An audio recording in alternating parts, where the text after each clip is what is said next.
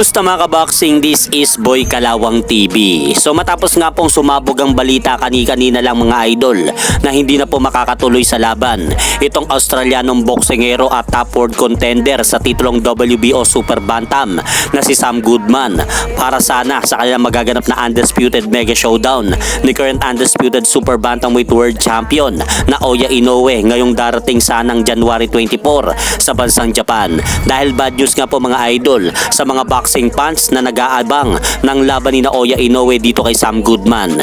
Dahil ayon po sa ating source mga idol na si Pinoy Boxing Prodigy, nakapagtala na naman po na panibagong bitak sa kilay itong Australianong boksingero na si Sam Goodman sa ginagawa nitong pakikipag-sparring sa kanilang boxing gym sa bansang Australia.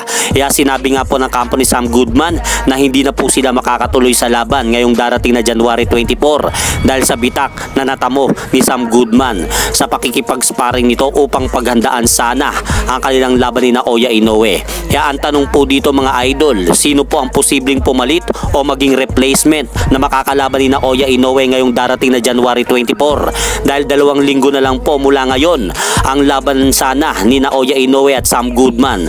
Kaya hintayin na lang po natin mga idol ang susunod na ilalabas na balita patungkol sa laban ng Inoue versus Sam Goodman. Kaya magbigay po kayo kung sino ang posibleng makalaban ni Oya Inoue.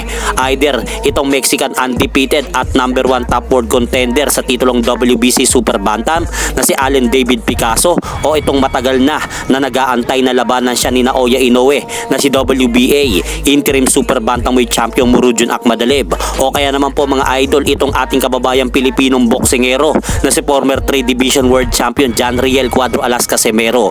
Comment na lang po below at atin po yung babasahin isa't isa sa comment section. At hanggang dito na lang po muna ang aking update sa mga aganapan sa mundo ng boxing. At syempre mga idol, huwag nyo rin pong kalimutan pakisuportahan nyo naman po muna ang ating munting channel. Maraming salamat po.